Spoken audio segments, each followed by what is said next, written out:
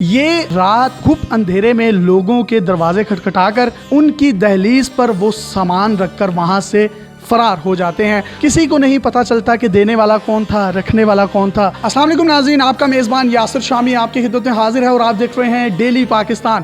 آج ہم آپ کو ملوانے جا رہے ہیں اللہ تعالیٰ کی خفیہ ایجنسیوں کے خوبصورت لوگوں کے ساتھ۔ یہ جو کام کر رہے ہیں انتہائی خوبصورت کام ہے۔ یہ راشن بانٹ رہے ہیں اور راشن بانٹنے کا جو سلسلہ ہے وہ بھی انہوں نے مسجد سے شروع کیا ہے۔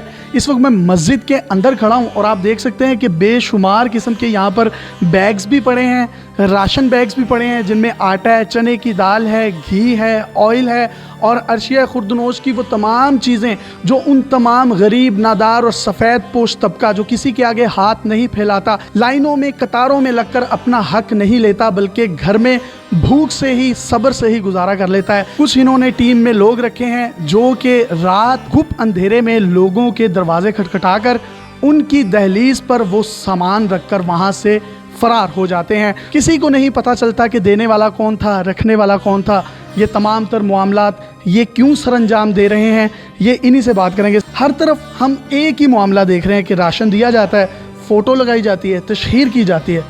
آپ کیوں نہیں کر رہے یہ تشہیر؟ ہم یہ کام صرف اللہ تعالیٰ کی رضا کے لیے کر رہے ہیں۔ ہمارے پیارے نبی کریم صلی اللہ علیہ وسلم کی بھی یہی تعلیمات ہیں۔ یہ اسلام کا الحمدللہ ایک خوبصورت اور روشن چہرہ ہے جو ہم دنیا کے سامنے لانا چاہتے ہیں کہ الحمدللہ انسانیت کی خدمت۔ میں یہ بھی آپ کے سامنے واضح کرنا چاہتا ہوں، ہم اس میں صرف مسلمانوں کی ہی مدد نہیں کر رہے، مسلمانوں کے گھروں میں ہی راشن نہیں پہنچا رہے، بلکہ ہر انسان کے گھر میں راشن پہنچانا ہمارا یہ مشن ہے۔ مشن تو بہت خوبصورت ہے آپ کا، لیکن یہ کانسیپٹ کیسے آیا کہ لوگوں کے گھروں کے دروازے کھٹکھٹائے جائیں، دہلیز پر رکھا جائے، رات کے گھپ اندھیروں میں دنیا سو رہی ہوتی ہے اور آپ اپنا کام کر رہے ہوتے ہیں؟ ہم نے یہ کام اس لیے کیا ہے نہ دینے والے کو پتہ ہو، اس نے جس کے لیے دیا ہے یعنی اللہ تعالیٰ، اللہ کو پتہ ہو اور اس کو لینے والے کو بھی پتہ نہ ہو کہ کس نے دیا ہے۔ کہ ہم نے یہ بھی کیا ہے کہ اگر کوئی مستحق آدمی ہے تو وہ بڑی رازداری کے ساتھ ہمیں صرف اپنا نام سینڈ کر دے اور ایڈریس، ہم انشاءاللہ اس کی دہلیز پر اللہ کے فضل سے راشن پہنچا دیں۔ اتنی خوبصورت بات انہوں نے کی کہ اگر کوئی بھی مستحق ہے تو وہ آ کر یہاں پر ان سب لوگوں میں ان کو ملے نا، ان سے بھی نہ ملے، صرف واٹس ایپ پر اپنی آئیڈینٹی شو کیے بغیر ایک میسیج کر دے کہ میں ڈیزرونگ ہوں یا میں مستحق ہوں، تو یہ اس کے گھر کی دہلیز پر اسی طریقے سے راشن دے کر آتے ہیں جس طریقے سے یہ دے کر آ رہے ہیں۔ تو ہم نے تو دیکھا ہے کچھ لوگ کوئی بھی چیز دیتے ہیں تو فوراً فیس بک، سوشل میڈیا ادھر ادھر ڈال دیتے ہیں، تو ایسے لوگوں کے بارے میں کیا خیال ہے؟ اس میں بھی میں سمجھتا ہوں کہ دو چیزیں یا دو مقاصد ہو سکتے ہیں۔ ایک تو ہے کہ دیگر لوگوں کو ترغیب دینا، اگر تو اس مقصد کے لیے ہے تو انشاءاللہ انہیں اس کا اجر ملے گا، اور اگر صرف انسان یہ چاہے کہ میں اس میں شو بازی کر لوں یا لوگوں کو بتاؤں کہ میں نے یہ دیا ہے، پھر اس میں اس کے لیے اجر نہیں ہے، اور یہ شریعت مطہرہ کی نگاہ کے اندر بھی یہ کوئی اچھا اقدام نہیں ہے۔ اچھا، مسجد کے اندر آپ نے تمام سامان رکھا ہے، ظہر اور عصر کی نماز کے درمیان جو گیپ ہوتا ہے 3 سے 4 گھنٹے کا، اس میں مسجد کے اندر بیٹھ کر ہی ان کی ٹیم کے کچھ لوگ اس سامان کو پیک کرتے ہیں، سلیقے سے رکھتے ہیں، ان پیکٹس کو گاڑیوں میں ڈالا جاتا ہے، گاڑیوں کی ٹرانسپورٹیشن کوسٹ بھی یہ خود بیئر کرتے ہیں اور اس گھر تک اس کھانے کو پہنچا دیا جاتا ہے۔ مسجد میں سیاست ہوئی، نبی کریم صلی اللہ علیہ وسلم مسجد میں بیٹھ کر ہی سیاست کیا کرتے تھے۔ اس دور میں پارلیمنٹ ہاؤس نہیں تھا، مسجد ہی پارلیمنٹ ہاؤس تھی۔ یہ کیسا پیغام ہے کہ مسجدوں سے سامان عیسائیوں کے گھر بھی جا رہا ہے، آپ جس طرح بتا رہے ہیں، کچھ جو دوسرے مذاہب کے لوگ ہیں ان کو بھی دے رہے ہیں، تو یہ تو اسلام کی اصل روح تو یہی ہے۔ ہمارے پیارے نبی کریم صلی اللہ علیہ وسلم کے زمانہ مبارک کی جو مسجد تھی نا، وہ صرف 5 وقت نماز کے لیے نہیں کھلتی تھی، وہاں سے غریبوں کی مدد بھی کی جاتی تھی، غریب وہاں پر سٹے بھی کرتے تھے۔ اور اگر میں یہ کہوں کہ سب سے پہلا قرنطینہ جو تھا وہ مسجد نبوی تھی، تو اس میں بھی انشاءاللہ کوئی مبالغہ نہیں ہے۔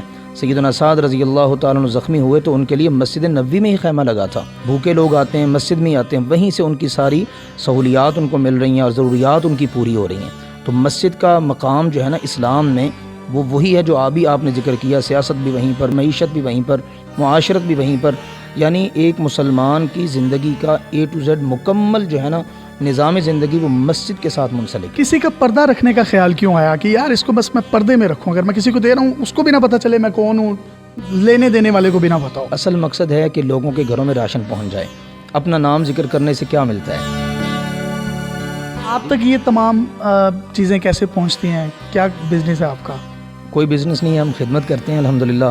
تو لوگ دیکھتے ہیں ماشاءاللہ. ہماری ایک ٹیم ہے اللہ کے فضل سے, یہ ٹرسٹ ہے اصل میں, اس میں بہت سارے لوگ منسلک ہیں, وہ اپنا اپنا حصہ سب سے پہلے ڈالتے ہیں. لوگ تو اپنی ٹرسٹ کی اتنی تشہیر بھی کرتے ہیں, آپ نے تشہیر بھی نہیں کی, ہم نے تو آپ کو ڈھونڈ لیا, اسٹنگ آپریشن بھی کیا.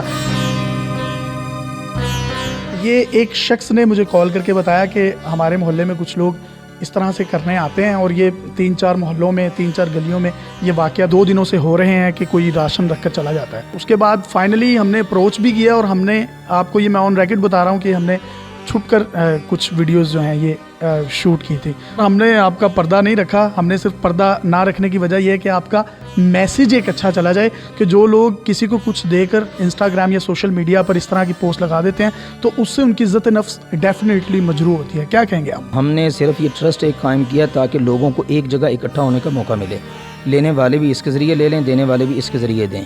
دینے والوں کو نہیں پتہ کہ آگے لینے والے کون ہیں, اور لینے والوں کو بھی نہیں پتہ کہ دینے والے کون ہیں. تو اللہ تعالیٰ نے ہمارے دل میں یہ بات ڈالی کہ ایسا پلان کیا جائے, رات کے اندھیرے میں لوگوں کے, ہمارے پاس ہمیں شناختی کارڈ ہیں, ان پر ان کا نمبر لکھا ہوا ہے, ہم کال کرتے ہیں, پہلے جا کے سروے کرتے ہیں, دیکھ لیتے ہیں ان کے گھروں کی حالت, پھر اس کے بعد رات کے اندھیرے میں جا کے خاموشی کے ساتھ الحمدللہ ان کی امانت ان تک پہنچا دیتے ہیں. بڑے پردے میں اور بڑے ہی پردوں سے یہ بڑا خوبصورت کام ہو رہا ہے, اور ہم سب دنیا میں جو ہیں وہ بالکل ننگے آئے تھے, لیکن جب شریعت محمدیہ آئی تو اس نے ہم لوگوں کو کفن دے دیا, ایک پردہ دے دیا, ایک عزت دے دی.